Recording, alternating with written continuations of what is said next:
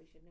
Okay, well, I'm Brent Gromer, the Internet Crimes Against Children Commander for the state of South Dakota, and we're going to talk about opting out, mostly from social media and other online digital accounts, and why that's important, especially given the state of affairs that we find ourselves in law enforcement today, and with all of our lives being online. It's important that we understand what information that we're sharing on social media, and then some of the ramifications that can happen if we don't, and then how to keep ourselves and our family safe as a result of those decisions and the information we put online. Okay, the steps. What things do you recommend everybody do? So one thing to make sure, if all social media accounts and really any online account, make sure to use the two-factor authentication.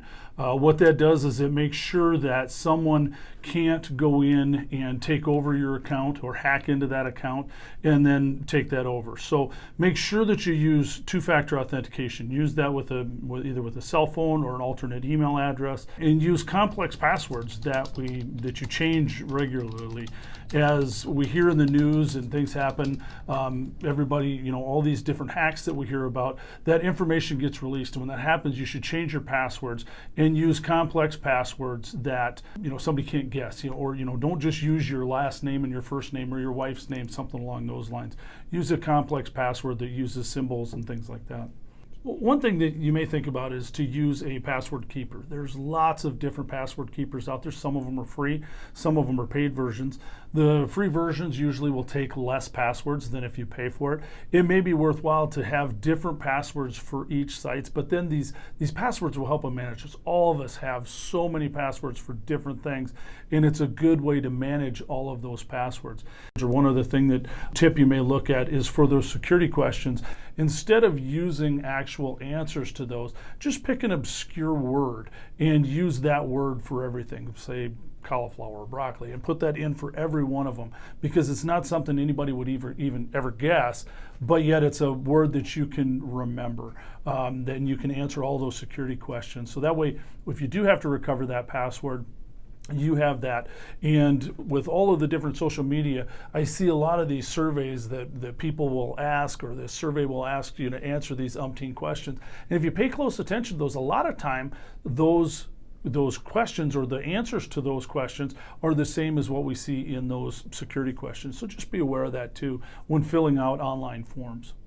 Social media almost makes people think that they can say whatever they want online, and unfortunately in today's day and age, once information is posted online, context no longer matters, in that post can be pulled out and any context in the world applied to it. Whatever some bad actor wants that context to be, they can make it, and we don't have the ability then to argue context at a later time. So we need to be very cognizant of what information we put out, and to think about whether or not this can be taken out of context and added to another context that may be embarrassing either to themselves, to their department, or make it look like something that they're not. Most of us think, so somebody gets into my Facebook account, what's the worst that can happen? And for the most part, that may be true. But for us in law enforcement, especially in today's day and age, there's plenty of people out there that want to do us harm.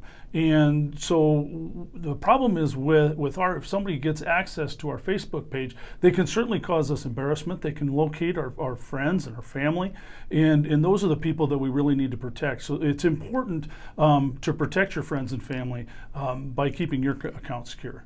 So doxing, what it is short for dropping docs, is what they call it. So basically what happens is a bad actor would get our personal information and then put that information out online for other people that may look to do us harm. None of us would want to have our families, maybe where our kids go to school, where our wives or husbands are employed, information about our parents, things like that. There's plenty of horror stories of law enforcement enforcement that have been doxxed out there for reasons why we need to protect ourselves. Well, certainly identity theft is a huge business, and identity theft causes, I mean, it's a billion-dollar industry. And so certainly if somebody can get access, it's going to cause you problems personally, but potentially professionally as well. If we start looking at bad credit reports and things like that, that certainly could affect you professionally, but certainly personally, it's going to cause you huge problems in having to clean all this up. So if there were a few steps you would recommend right away, the first 3 things every employee should do. The first thing they should do is get onto the shared drive with the sheriff's office and review the opt-out guide that we put up there. That gives you all the different locations on where to go to get your information removed. The second thing that I would do is I would look at the possibility of purchasing some type of identity theft protection, because it will also help officers and deputies do a lot of that work for them. There's so many data brokers out there that it almost becomes impossible for an employee to track down each and every one of those data brokers to have their information removed. And if they decide that they want to pay for a service, that's what those services will do to help get that information and to monitor that, your personal information, to see if it's being shared on the dark web or something like that. That's probably the 2 biggest things. And lastly, we put a bunch of smart cards. And those smart cards are going to walk through, because not everybody necessarily understands how to protect themselves or how the privacy settings on different social media works. And those smart cards are excellent resources for most of the most popular social media platforms to make sure that your account is the most secure that it can be.